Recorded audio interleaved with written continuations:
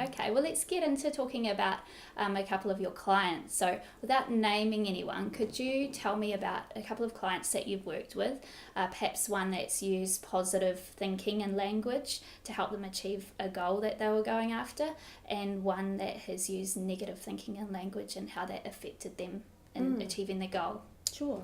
If I may, Elly, I'll tell a couple of stories about people who started off with negative thoughts, changed them to positive ones and were successful. Sure, that'd be great. The first story is a lady, she came to me, she'd put on 20 kg in the last 9 months, which is rather a lot. Was she having a baby? No, she wasn't. 9 months. Oh, sorry, yes, good thinking, but no, that wasn't the case. She told me that she was eating until her clothes didn't fit anymore, that she was also shopping until she had no money left, which was rather interesting to me. My job is to get in touch with people's subconscious mind, to look for what we call core beliefs. And what I found with her is she had a core belief, there's never enough. And that was playing out in her eating behaviour, in her, shopping behaviour. We had to change that belief. And one of the ways I did that was with the form of energy psychology that I use to affect most of my changes with clients, which is known as EFT, Emotional Freedom Techniques. It's a form of energy psychology.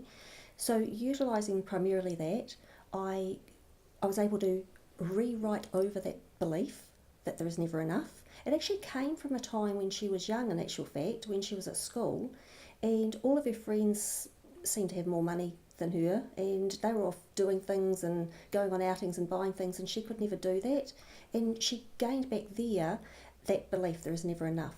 Because beliefs, Elly, are simply things that we've thought enough times. Either things that we've heard or thought enough times. Every time we think a thought, we create a neural pathway.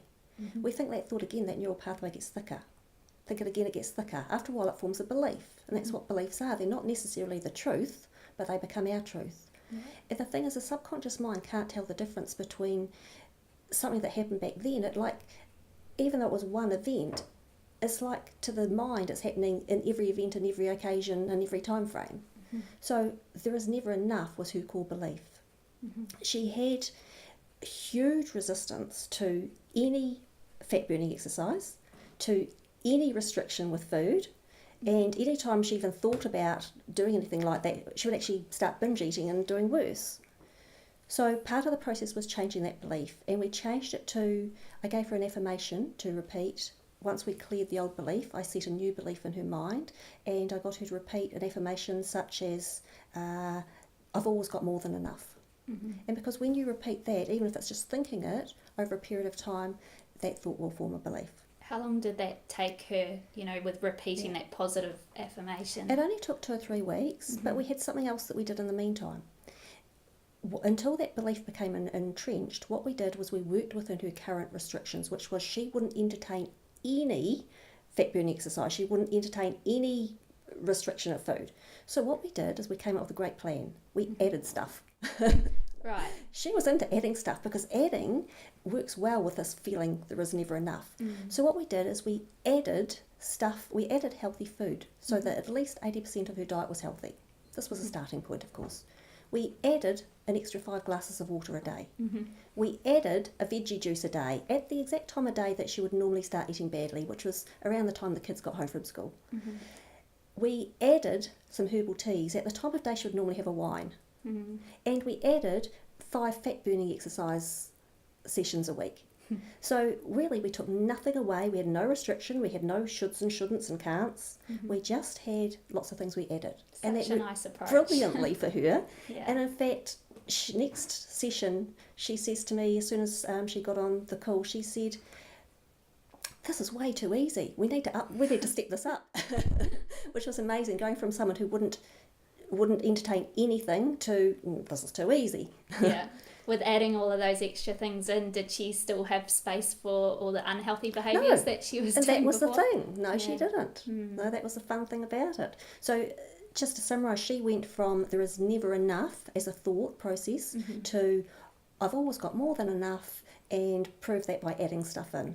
Yeah, that's a really, really nice approach. Yeah. And you've got another client that you wanted to tell us about as well? The second one is rather different. A man who really wanted to get into the police force. He'd passed all of the exams and done everything needed except for one thing. He needed to burn some fat because he had needed to get down to a certain weight, and he needed to pass a fitness test. Now, he had a personal trainer, as all good people should, and was working well with that person, but he wasn't working as hard as he could have been. And he was sabotaging a lot of the time. He even walked out on his trainer one day, threw his cots out of the, toys out of the cot and stormed off, and it wasn't anything the personal trainer had done. He was just sabotaging his training. So he came to me to find out why, because that's my job. A lot of people don't understand why they're doing certain behaviours, and that's because it's very hard to get in touch with our own subconscious mind. And that's often why we need a professional to be able to do that. Yeah, so it's stuff that's on a really deep level, exactly isn't it? Right. So through careful questioning, I can find, if I ask you the right questions, I'll find the right answers. Yeah. And what I found with him is, even though he really, really wanted to get into the police force, there was some subconscious fears. There was some fears. It would have been a big change in his life. He would have had to have moved away from the town he was in. He would have had to have moved his whole family, wife and children. That would have been a big deal for them, and he was concerned about them not being happy. It was a big deal for him because he had a support network here, and he would be moving away from it.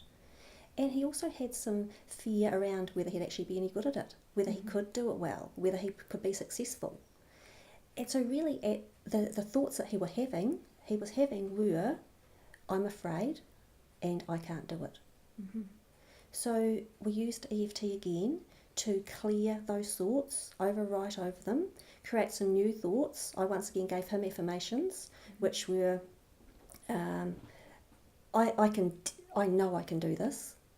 And there was a couple of other ones that I can't quite recall, but It's a very powerful statement, I know. Yeah. Yes.